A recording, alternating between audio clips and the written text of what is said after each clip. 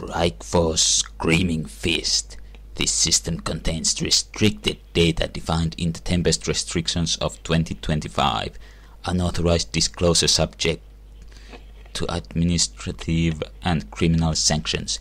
Dissemination and extraction of information from this system is controlled by the Department of Defense and is not releasable to foreign nationals. I wonder what... Foreign to what? Yeah, and I was thinking, I wonder what nationality the main character of the game is. Cleared for level 1 access. He is a citizen of the Matrix. Yeah. Ooh, another version of Slow. Wow, they have some pretty good software. Yeah.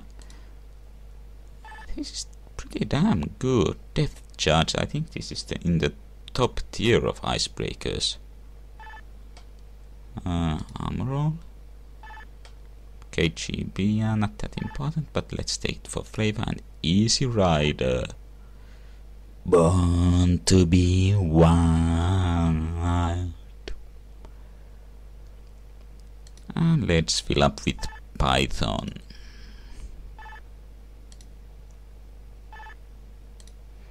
Now, Easy Rider is a very important program. Why it is so important?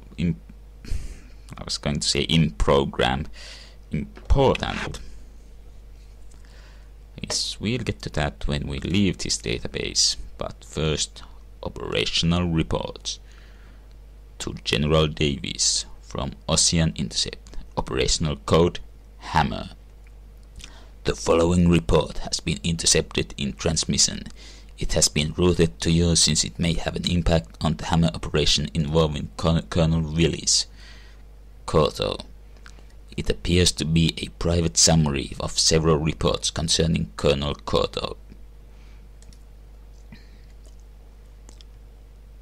11-12-58 Maxim Fargo. This is of course another insertion of the name of Brian Fargo, the CEO of Interplay at the time.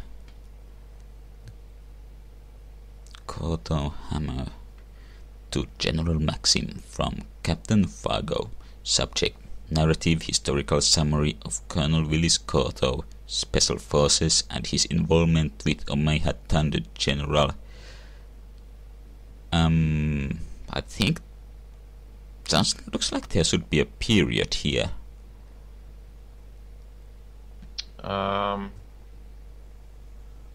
I see what you're saying, but I guess this is using, perhaps it was sent using a telegraph or something like that. Yeah, I mean, anyway, narrative summary. That pretty much means that the text will be a direct.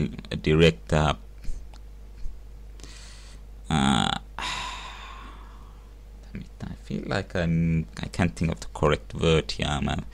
A transcript of a section of the book. Anyway, General, this summary will conclude our earlier briefing. Also, this Willis Koto is he's also a major character in the book, though. Well, it's a bit of a surprise, so let's not go deeper into that. Picking up where we left off, and the direct, or at least nearly direct transcript from the book begins. Colonel Willis Koto had plummeted through the blind spot in the Russian defenses over Kirensk. And by the way, this is, as I recall, this is part of World War III in the book. The shuttles had created the holes with pulse bombs, and Koto's team had dropped in Nightwing microlights, their wings snapping taut in moonlight, reflected in jacks of silver along the rivers Angara and Bodhamenaya, the last light Koto would see for 15 months. The microlights had been unarmed, stripped to compensate for the weight of a console operator, a prototype deck, and a virus program called Mole 9, the first true virus in the history of cybernetics. Koto and his team had been training for the run for 3 years.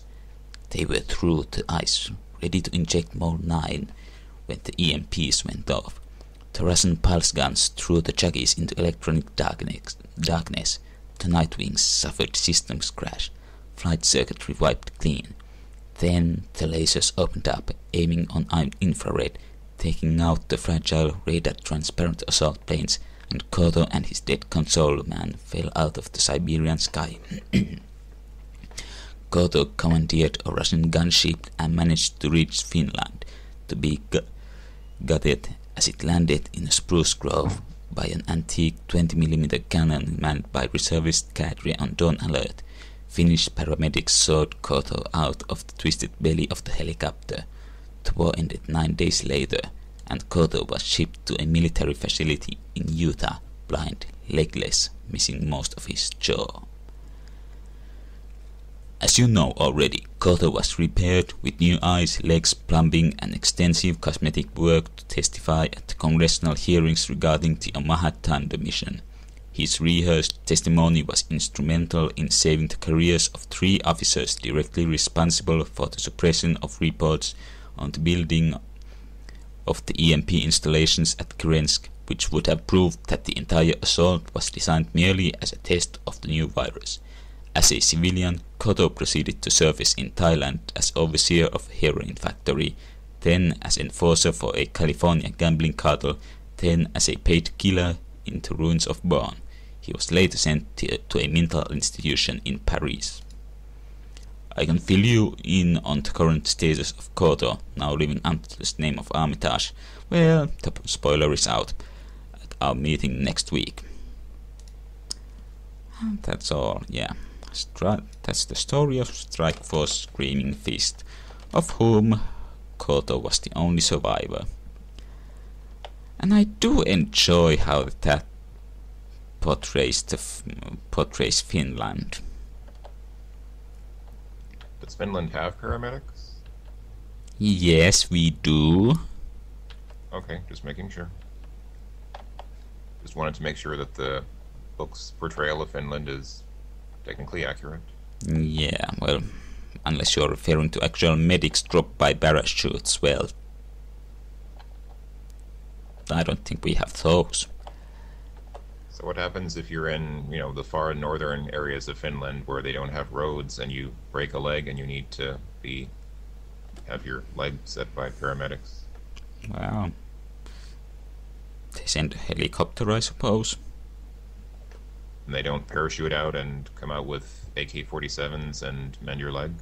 AK-47s? What are you talking about? We have our own assault rifles, you Philistine. Oh, well, I'm sorry. What assault rifles do Finns use anyway? Let's see. It's a Valmet RK, which is short for rynnäkkökivääri, Finnish for assault rifle. Damn it, I can't remember what the current version of that is. The first version was RK62. I think then there was RK76. I think there's a more recent one. But anyway, I like how that also portrays that Finland, well, being a sovereign nation, though right next to Russia, or was it still Soviet Union, in the Neuromancer world, and has a credible and working defense force or military. That's kind of what Finland is, isn't it? Yeah, but still, well, at least I have heard that stuff.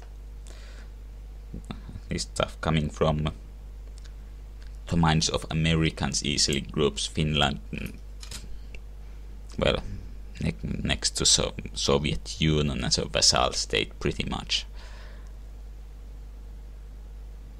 Well, back in the day at least. Oh, enough rambling. Easy Rider. We use it and it's turned on. What it allows you to do is skip and hop over the borders of the zones. See, zone 3, and now it's zone 2. But now let's pull out and to heal up. And I'm not sure if it stays on in this version of the game. I think it differs between versions if you have to turn on Easy Rider with each time you jack into the Matrix. Yeah, that was actually one of the things that annoyed me about the Amiga version of this game, because I'm used to the PC version, and in the PC version, once you turn on Easy Rider, it stays on. You just have to turn it on once, but in the Amiga version, you have to turn it on every time you jack into cyberspace. Yeah,